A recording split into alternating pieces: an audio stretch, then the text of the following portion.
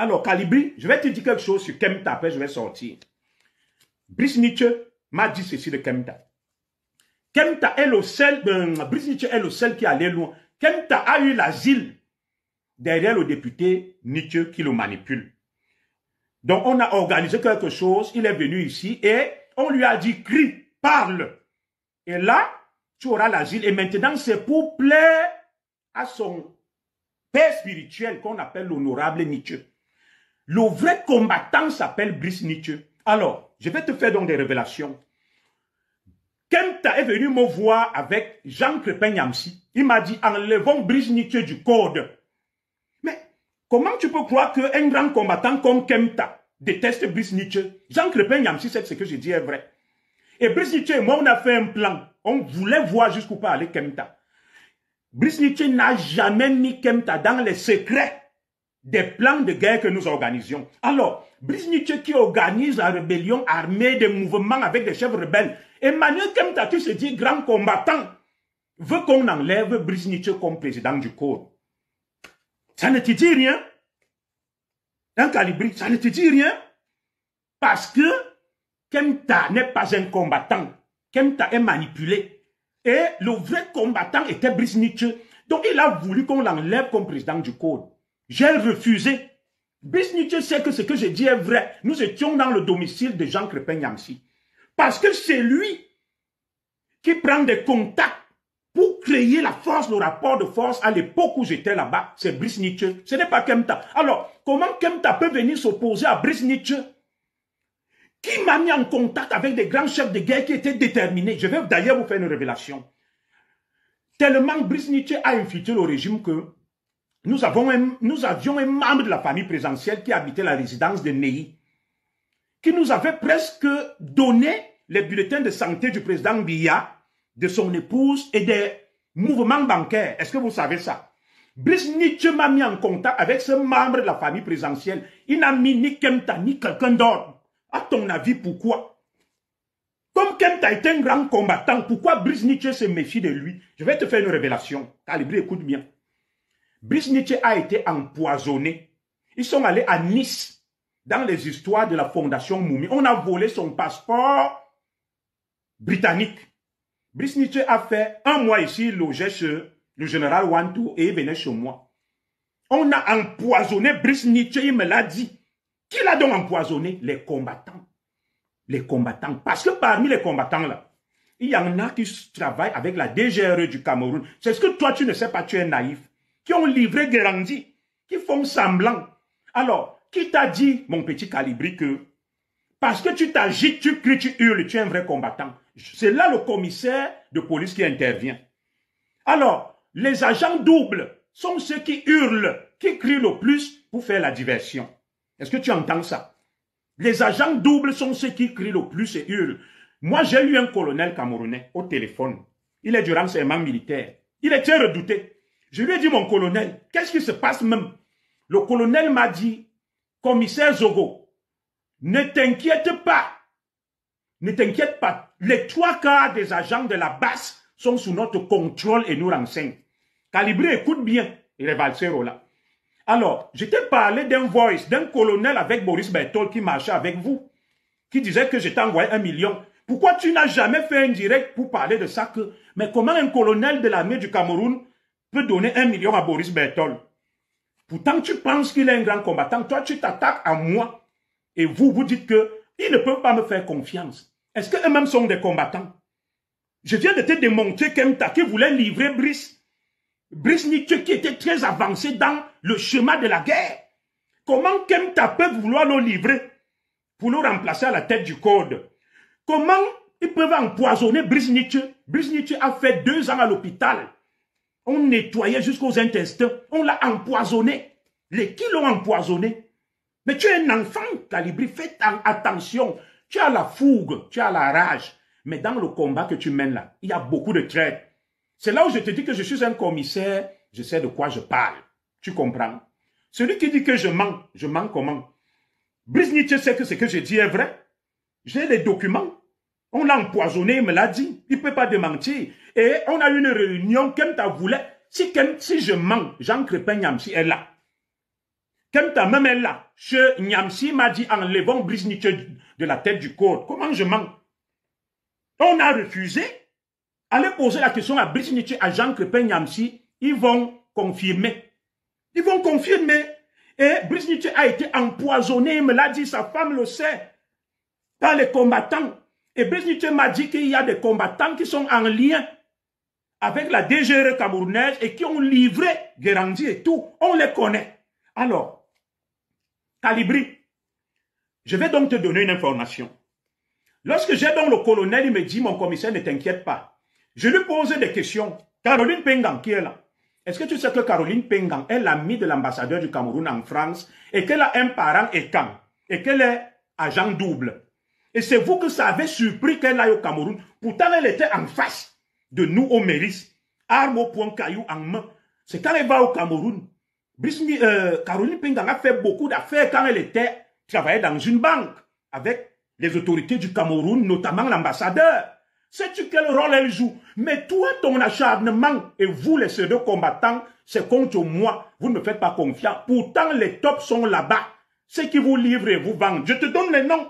Caroline Pengan, agent des autorités camerounaises. C'est pour ça que j'ai pris mes distances. Je peux continuer. Elle, chez nous, agent des autorités camerounaises. Les Eliane Kolo, tu veux que je continue avec la liste? Tu es un enfant, tu es un gamin. Ce qui te sauve, Calibri, je vais te dire ce qui te sauve. Les autorités du Cameroun savent que tu n'es pas une menace. Les autorités du Cameroun savent que tu bavardes, tu parles, tu as la colère. Mais le jour où tu auras les moyens, comme Guérandi, ou comme nous on a essayé à une époque, mais moi j'ai renoncé, tu verras, tu vas devenir la menace certaine, probable et imminente.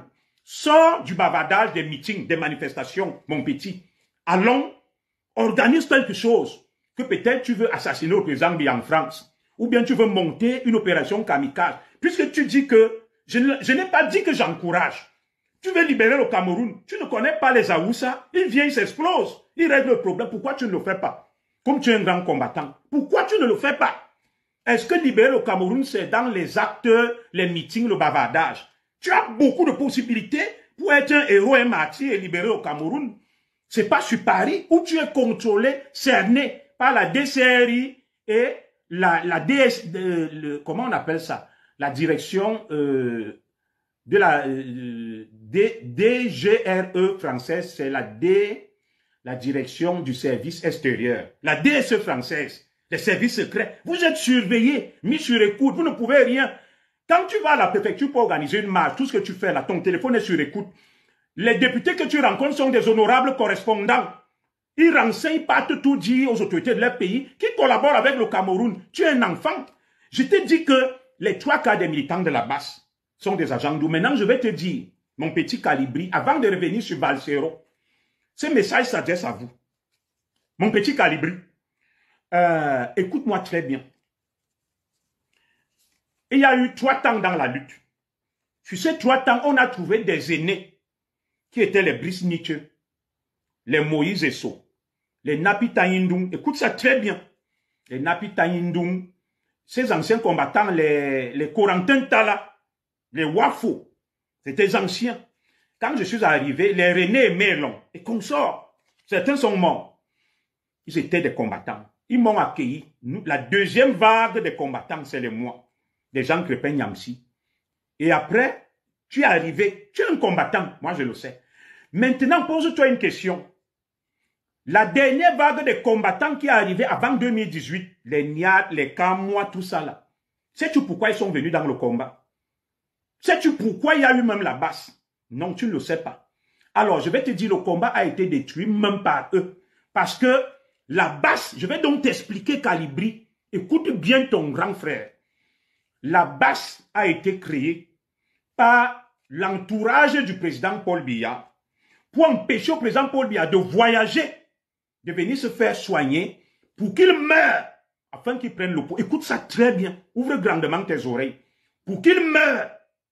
Est-ce que tu comprends ça? Pour qu'ils meurent et qu'ils fassent leur coup d'État. Donc c'est pour ça donc qu'on va envoyer la dernière vague qui est manipulée, financée.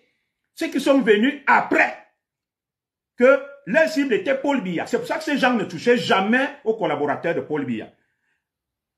on leur donnait de l'argent que, allez, dès que vous entendez que Paul Biya est quelque part, vous manifestez pour qu'il ne puisse plus se faire soigner, pour qu'il meure et qu'on prenne le pouvoir. Tu es un enfant Calibri. C'est ce qui explique donc l'entrée en liste de certains combattants de la dernière heure, qui sont donc venus, qui insultaient tout le monde, qui attaquaient tout le monde, qui faisaient du bruit. C'était pour faire la diversion.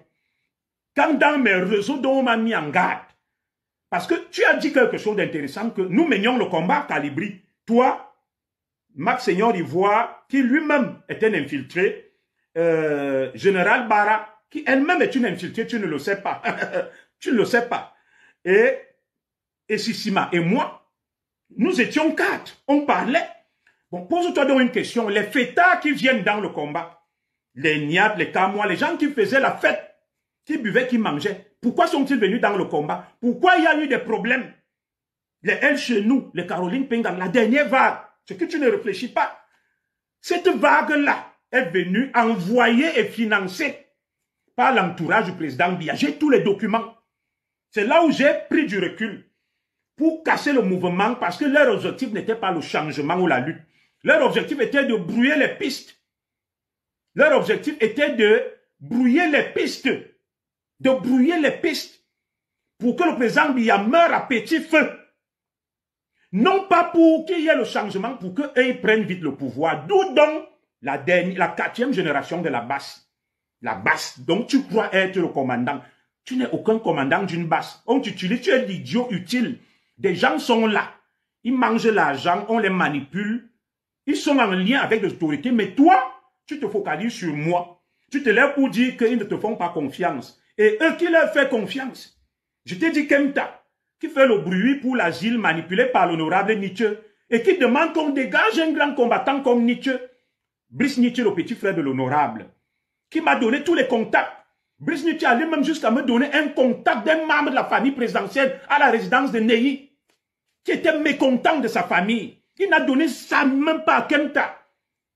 Donc Petit nous a balancé des bulletins de santé de la famille présidentielle et des relevés de comptes bancaires, mais on a dit ça, ce n'est pas l'objet de notre combat.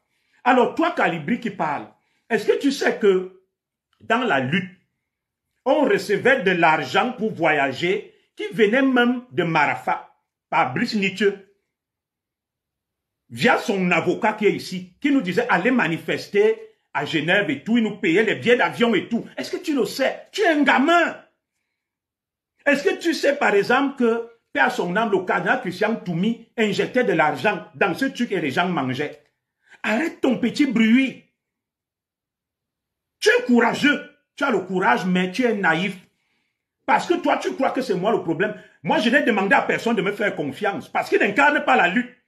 Ils sont tous des vendus, des corrompus, qui traitent la nuit avec le régime et viennent te faire croire le jour. Je peux te le démontrer. Je t'ai parlé de Kemta, qui voulait trahir et livrer Brice Nietzsche. Jean Crépin Niamsi est témoin. Lui-même, il le sait. Pourquoi voulait-il qu'on enlève une icône comme Nietzsche? Et lui ne savait pas pourquoi j'ai refusé. Il m'a dit, dégageons Nietzsche. Nietzsche était malade. Et je crois même qu'ils font partie des gens qui ont empoisonné Nietzsche. Parce qu'il vient me dire que, regarde, il est affaibli, il est fatigué. Je n'ai pas, Brice Nietzsche et moi, on s'est regardé, on a ri. Parce que je savais ce que je faisais avec Brice Nietzsche, les contacts qu'on avait, ce qu'on était en train de mettre en place. Donc lui, Emmanuel Kemta, le grand combattant, qui m'accuse et qui ne me fait pas confiance. Est-ce que Brice Nietzsche lui-même lui fait confiance? Est-ce que lui, il est digne de confiance? Lui qui fait partie des gens qui ont presque empoisonné Brice Nietzsche, qui l'ont livré. Oui, je vous dis ça. Je vous dis ça. Qui voulait qu'on enlève Brice Nietzsche parce que Brice Nietzsche est affaibli et malade à la suite du poison qu'on a donné à Brice Nietzsche. Vous parlez de quoi là? Je suis un commissaire, hein? J'ai des réseaux. Comment comprendre qu'il y ait des agents doubles comme les Caroline Pengan, les El Chenou et bien d'autres? Tu ne t'attaques pas à eux. Les Sandy de Boston même qui parlent là, qui arrivent dans le combat. Est-ce que Sandy t'a dit pourquoi il est dans le combat? Et qui aime Bengo pour elle et tout? Qui t'a dit même qu'elle mène le combat? Qui t'a dit qu'elle n'est même pas là pour vous désarçonner parce qu'elle fait partie des gens qui pensent qu'il faut tuer le président Biya à petit feu pour que son oncle Mbengo revienne au pouvoir? Pourquoi tu ne t'attaques pas à elle? Elle te dit qu'elle ne me fait pas confiance. Est-ce que moi, je peux lui faire confiance? Qui lui a dit que je vais être avec El Sanji de Boston? Qui t'a dit que je vais être avec Kemta? Qui t'a dit que je vais... Mais j'ai dit, je reprends le combat. Ça peut être dans mes directs, dans mes dénonciations. Ça peut être même une action personnelle où j'ai réfléchi que bon, je vais faire ça. Qu'est-ce que tu sais sur la tactique, le combat? Parce que vous avez la foule, vous êtes des enfants, vous agitez. Tu sais, je peux décider de mener le combat tout seul. De manière décisive, je libère le Cameroun. Tu crois que c'est une foule qui libère un pays? Je peux mener une action isolée, spectaculaire et déterminante. Je m'arrête là. Ceux qui ont des oreilles comprennent. Vous continuez à mener des manifestations, des foules à gauche, à droite. Ça ne va rien changer. Faites le meeting en mai. On va voir ce que ça va changer, mon cadet. Continue à faire les problèmes, Kalibri, c'est contre moi. Tout ton problème, c'est contre moi que, oui, les combattants ne te font pas confiance. Vous qui vous faites confiance. Toi, Kalibri, toi-même, tu es obligé d'aller rendre compte au service secret français de traiter avec eux, qui balise et encadre tout ce que tu fais. C'est un commissaire qui te parle, qui a travaillé lui-même avec le renseignement français. Donc, tu viens dire au Camerounais que tu es un grand combattant. Pourtant, tout ce que tu fais, tu rends compte à la DCRI, qui est devenue la DGRI, qui a Levallois-Perret. Tu rends compte à la préfecture de police de Paris. Ils prennent ça, ils redonnent au président Biya. Mon commandant Kalibri, si tu es un homme, on part au Cameroun.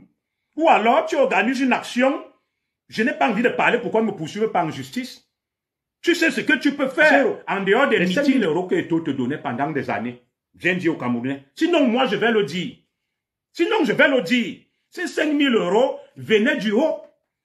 Justement, pour faire le désordre, embrouiller et donner aux autres.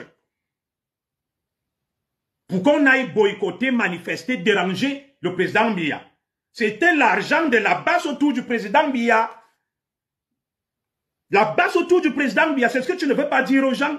Il te donnait ça pourquoi, toi le grand combattant? Tu n'as aucune leçon à me donner. Je ne veux jamais me mélanger à toi, ni à Sanji, ni à Kemta. Je peux encore accepter la main tendue de Kalibri à distance parce que lui, Kalibri est naïf, il croit en la lutte. Il croit en la lutte, il est courageux, mais il est naïf. Il ne sait pas qu'autour de lui, il n'y a que des crapules, des agents doubles, des bonis menteurs, des manipulateurs, des imposteurs. Donc moi, je n'ai jamais dit qu'en venant dans la lutte, je vais m'associer à Sanji, qui est une agent double au service de Mbongo, la base autour du président Biya, pour s'aimer la zizanie et tuer le président Biya à petit feu. Je ne vais pas me mélanger à Emmanuel Kemta, qui est un agent double, qui fait partie des gens qui ont fini avec Brice Nietzsche. Brice Nietzsche, le seul véritable commandant, qui m'a donné des contacts, qui a infiltré la famille présidentielle, la seule personne à qui Brice Nietzsche a donné le contact, le nom, l'adresse de la taupe dont nous disposions à la résidence de Ney, c'est à moi. Il n'a même pas donné à Kemta, le grand combattant. Mais, et c'est pour ça que Emmanuel Kemta, le grand combattant, est venu pour enlever Brice Nietzsche. Brice Nietzsche, qui me mettait en contact avec les chefs de guerre, les Timan Erdimi, les chefs de guerre de la Séléka partout. Mais il ne fait pas confiance à Emmanuel Kemta. C'est donc vous dire si Emmanuel Kemta est un véritable combattant. C'est pas parce qu'il pas hurler avec un sac traditionnel et tout. Ils savent qui ils sont, c'est pour ça qu'ils me détestent.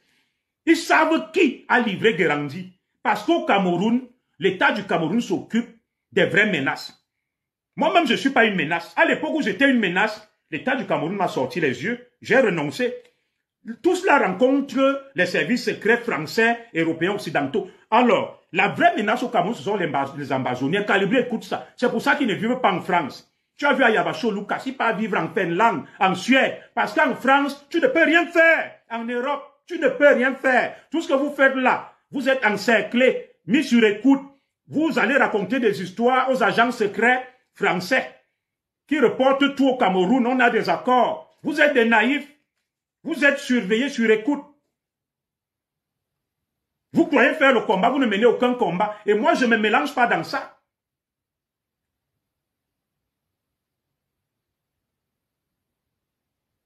Je ne me mélange pas dans ça.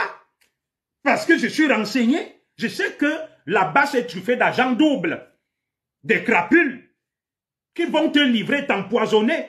Tu parles de Rémi Ngono. Rémi Ngono lui-même m'a fait des confidences qu'il y a des gens là-bas, des femmes et autres dans la base, qui sont chargés d'empoisonner les Camerounais et tout. Il a dit clairement. Donc arrête-moi le petit bruit là.